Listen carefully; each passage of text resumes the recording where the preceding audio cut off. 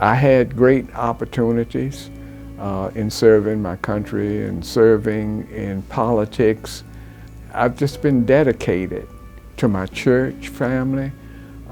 I've served my church well, and I've served my neighbors well. And I know that in my life, I've done much, and by doing that, I know that much was required of me.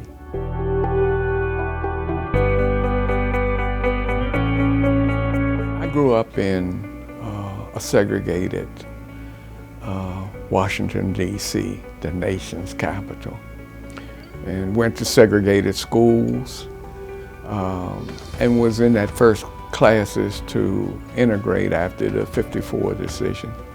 When they integrated, they sent me to McKinley Tech High School in D.C., which was the white school before integration.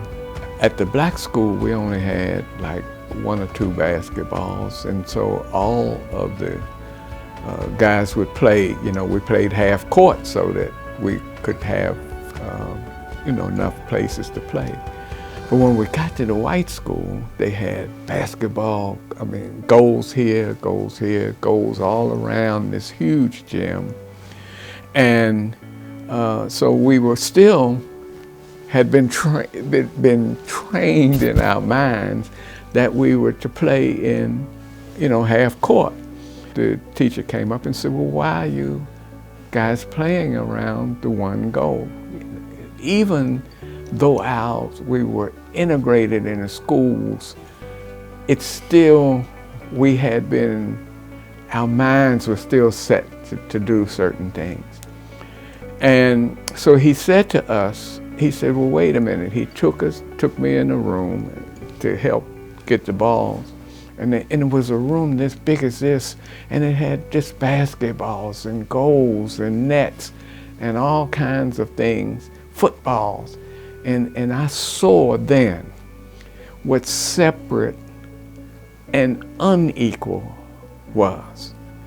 And so today, as I think about it, I just want our black kids to understand the importance of what we are trying to provide to them in education, in being able to matriculate through the systems, and that they need to be very focused on what life has in store for them, and to take that as a mantle to do their best and what have you.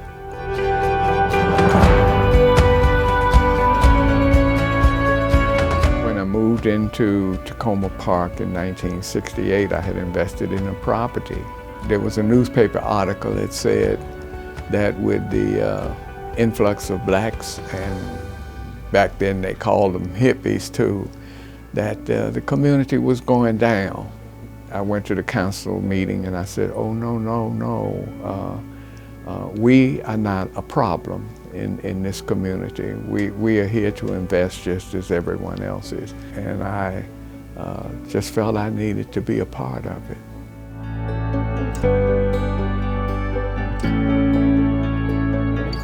I came from a family where I had a mom and a dad at home and sisters.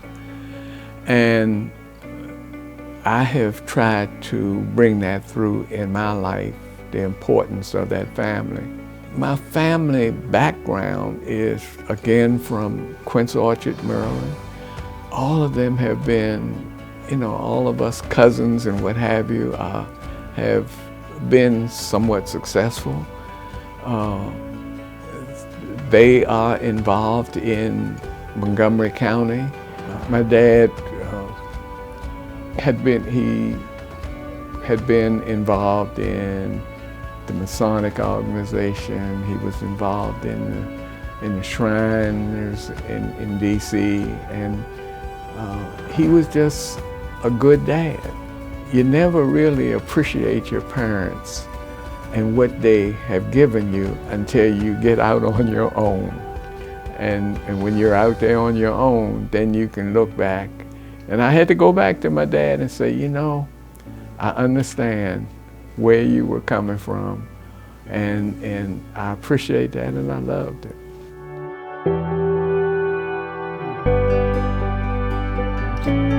In my 84 years, I think I've done a lot. I'm not resting on my laurels. Those things that I have achieved, the awards in life that I've gotten, I all appreciate them, but I still know that there are those who need to be lifted in our community. So that's what keeps me going. I'm not looking to retire from life, even though my wife says to me, hey, you gotta slow down. My family says that to me, but it's in me, and I've got to continue.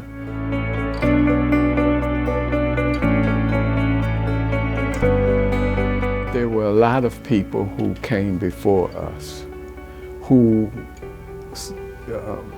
suffered, who did not have the same opportunities.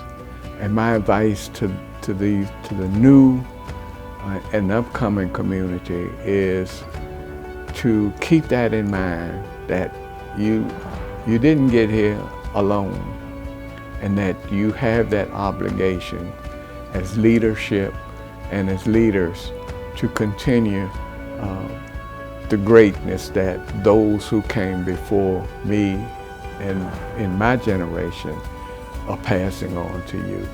I want them to say that he's a person of character. He is a person of dedication.